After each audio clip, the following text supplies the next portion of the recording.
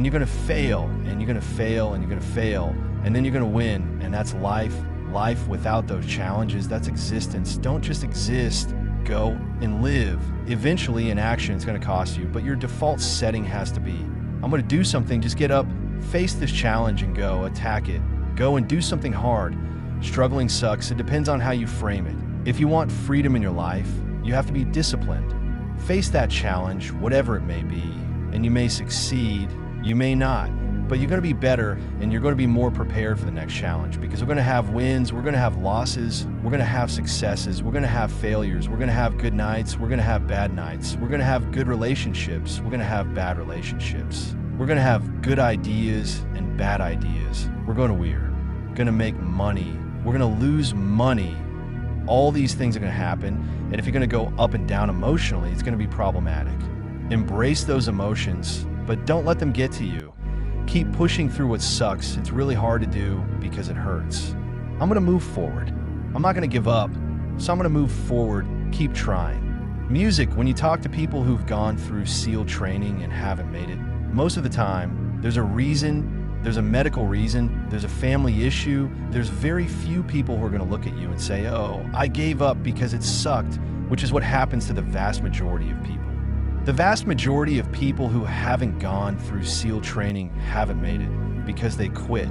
Your excuses will destroy you and take away everything you've ever wanted if you let them. When your excuses make you feel a little better about not doing what needed to be done, they may make you feel better, but they won't help.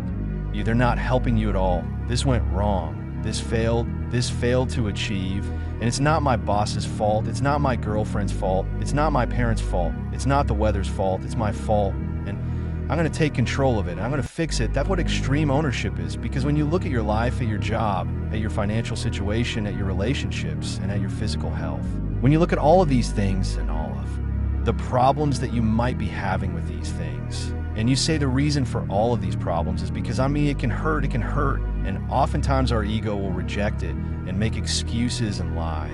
And then we don't have to change anything. And then nothing changes when all the excuses disappear and people can actually face the fact that it's all my fault. It hurts, but it's also incredibly empowering, because the more discipline you have in your life, the more freedom you ultimately get it.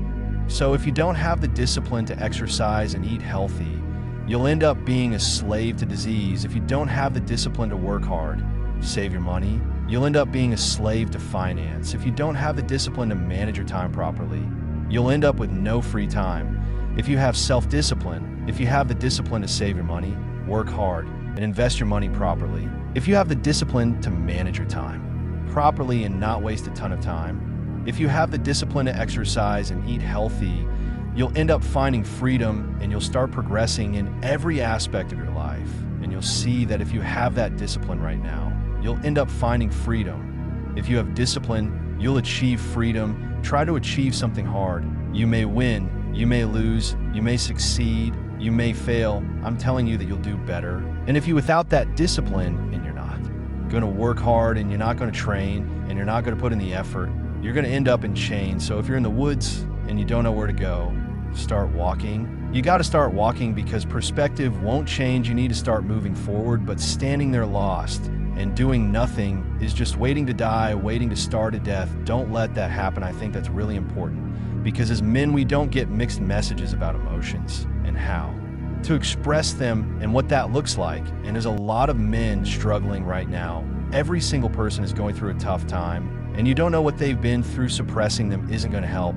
And you're also not going to let them rule your life, because you're sad now. You're going to make a bunch of bad decisions because you're sad. No, that's not how it works. That's not how it works. You're sad, okay. Sometimes you get emotional, okay, get it under control. Get your emotions under control and move on with your life. And sometimes you're going to get these waves, and that's okay. Oh, I'm having an emotional moment. There's something wrong with me. No, there's nothing wrong with you. There's nothing wrong with you, other extreme. Oh, let my emotions run my life, and I make a bunch of bad decisions. And my excuse is that, well, I lost some friends, or I had this traumatic experience. So I do it. It's just an excuse, and it's a really easy excuse guess when it's time to move on. Remember, Don't overthink it. I'm in control. This is my life. If you have a problem, you can't see a solution to the problem. Take a step back. Take a step away from the chaos. Take a step away from the mayhem. Take a step away from your emotions. Take a step away from your ego and be able to evaluate the best way to do it. That's a leader's job if you take any human trait and take it to the extreme of masculinity or femininity or otherwise, you take it to the extreme, it's going to be A. Problem, is it good to have no emotions at all? No. That's called sociopathy. Is it good to let your emotions run your life and make decisions based on your emotions? No, that's not good either. Who we want to be as a person, as a man, we want to be balanced. It's much easier to be extreme. It's much easier to say, oh, no emotions, cool, and turn them off. That's easier, or no emotions at all. That's easier. It's harder to find balance. It's harder to find balance in business. It's harder to find balance in life. It's hard to find balance, but you have to be music balanced because I want the team to win. So be balanced. Everything will be fine.